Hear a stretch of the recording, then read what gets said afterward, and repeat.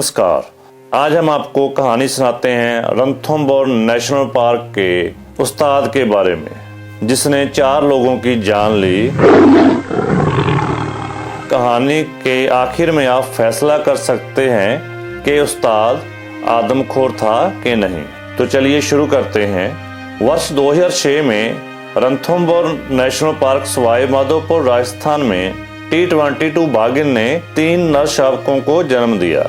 इन शावकों का पिता जुमलू बाघ रणथंभौर में बहुत बड़े इलाके पे राज करता था। उसकी टेरिटरी बहुत बड़ी थी।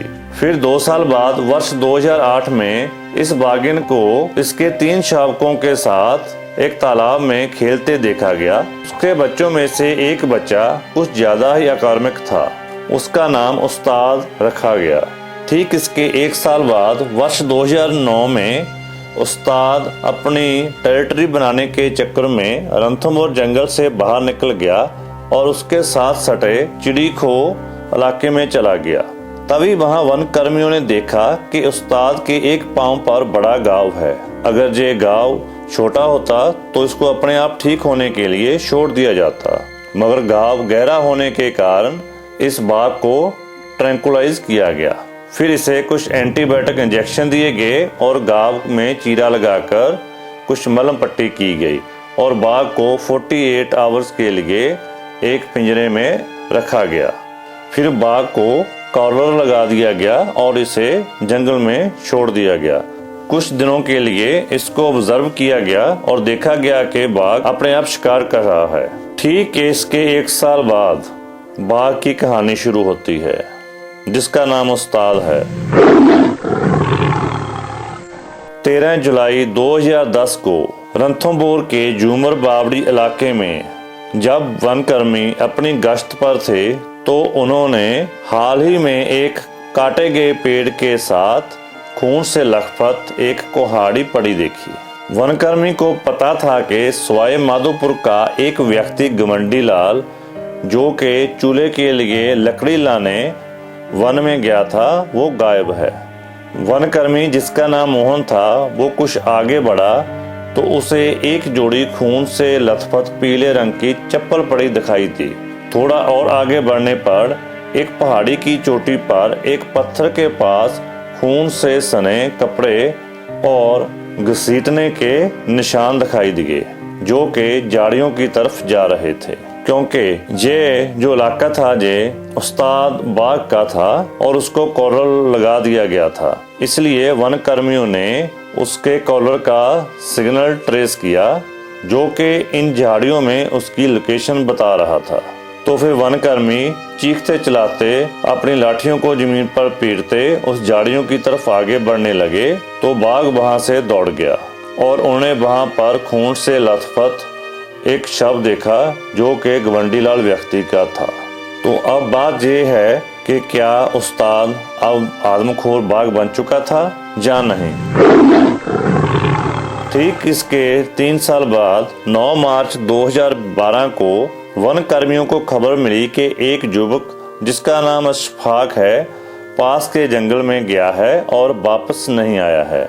तो वन कर्मियों ने जब उसे ढूंढना शुरू किया तो कांटेदार झाड़ियों में गिरी एक चट्टान के पास उसका भी शव मिला। शव के पास मिले पदचिन्हों से पता चला कि ये पदचिन्ह उस्ताद नाम के बाघ के हैं।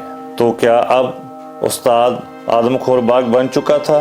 2012 में उस्ताद को अपने बच्चे सुल्तान और बागिन नूर के साथ खेलते देखा जाता रहा। पर्यटक इसका खूब आनंद उठाते थे और खूब फोटोग्राफी करते थे। ये तिकड़ी अक्सर पर्यटकों को अपनी तरफ खींचती थी, क्योंकि उस्ताद अपने पिता की तरह ही जंगल के जोन 1, जोन 2 और जोन 6 में राज करने लगा था। इसके आगे 25 अक्टूबर 2012 को एक दिन जंगल में मजदूर कुछ काम कर रहे थे। उन मजदूरों की रखवाली 2 जंगल कर्मी कर रहे थे। जब एक जंगल कर्मी जिसका नाम गीसू से था दूसरी तरफ काम कर रहे मजदूर जो वहां से आधा किलोमीटर दूर थे उनकी तरफ बढ़ा तो रास्ते में उस पर बाघ ने हमला कर दिया और गीसू से को मारकर एक नाले में घसीट कर ले गया। वन कर्मियों ने शव के पास उस्ताद बाघ को बैठे देखा और उन्होंने बड़ी मुश्किल से चीखते चलाते लाठियां लेकर बाघ को वहां से भगाया। तो क्या अब उस्ताद मैन ईटर बन चुका था?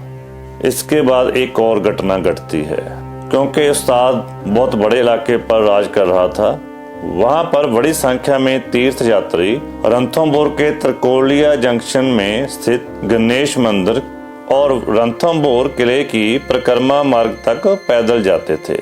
इसलिए उस्ताद का मनुष्य जाति से डर पूरी तरह से खत्म हो चुका था। तो अभी वो घटना घटती है जिससे उस्ताद का भविष्य तय होना था। 8 मई 2015 को एक फॉरेस्ट गार्ड रामपाल माली अटल सागर के पास जा रहा था।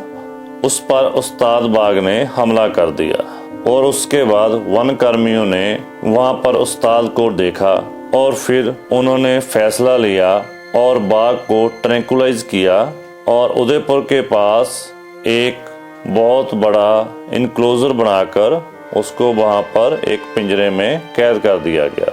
यही उस बाघ की सजा थी। तो क्या ये बाघ आदमखोर था जो पर्यटकों को कभी कुछ नहीं कहता था? ये कहानी बहुत से सवाल खड़े करती है, मगर ये रणथंभौर की एक सच्ची घटना है।